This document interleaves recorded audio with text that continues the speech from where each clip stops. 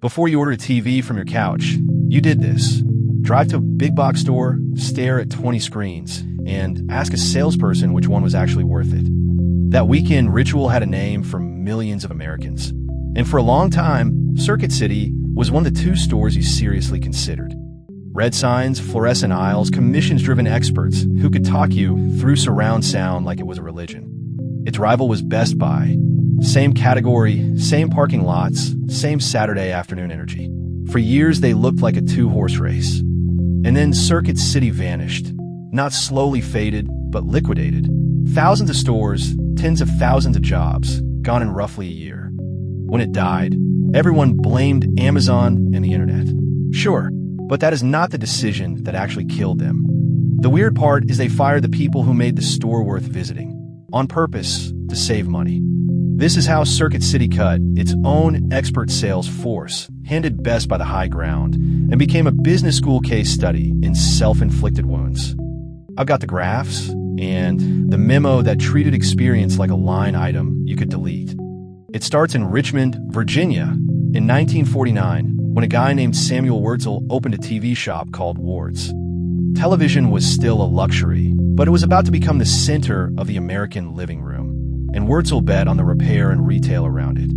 The company grew through car stereos, appliances, and eventually the big box format, rebranding as Circuit City in 1984. The model was simple: huge selection, aggressive pricing, and salespeople paid to know the product cold.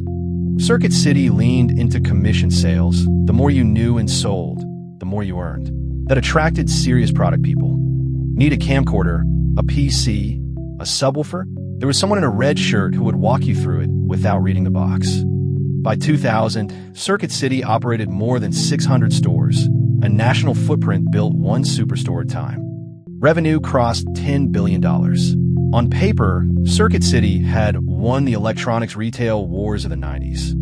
If you wanted a TV before a holiday weekend, Circuit City and Best Buy were the default options. Not the mall, not the grocery store. They even spun off CarMax, proof the leadership could build a winning retail concept when it treated the customer experience seriously. But this next part is where it actually gets dangerous, because the threat was not only online. It was also Best Buy getting better in the parking lot next door. Best Buy pushed services, Geek Squad, installation, warranties, turning big boxes into ongoing relationships, not one-off transactions. Flat panel TVs commoditized. Prices fell every quarter. When the product is a race to the bottom, the service layer is what keeps you alive. In 2002, Circuit City announced it would lay off about 3,400 of its highest-paid commission salespeople. The veterans customers came back for. Management replaced them with cheaper hourly staff. The official logic was cost control. The customer experience side effect was immediate. It is a bit like a hospital firing its senior surgeons to save on payroll. You still have a building, but people stop trusting what happens inside.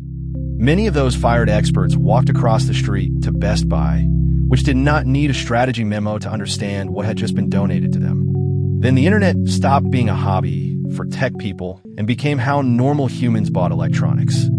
Customers browsed in the store, then ordered online for less, turning Circuit City's expensive real estate into a free demo room for Amazon. Here is the real issue, and this is where the graph tells the story. Revenue stalled after the peak and never found a second act. While Best Buy refreshed formats and pushed services, many Circuit City locations simply felt like yesterday's big box. Same carpet, less reason to return. Leadership tried financial engineering too, including real estate moves that extracted value from the buildings while the retail inside kept bleeding. Store count rolled over hard. Hundreds of locations became hundreds of liabilities when holiday sales missed expectations.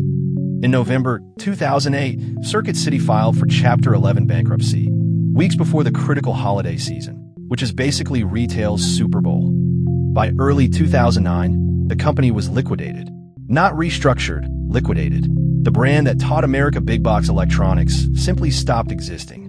More than 30,000 employees lost their jobs in the collapse.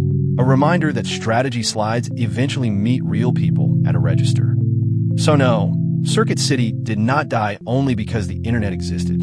It died because it deleted the one advantage a showroom still had: knowledgeable humans.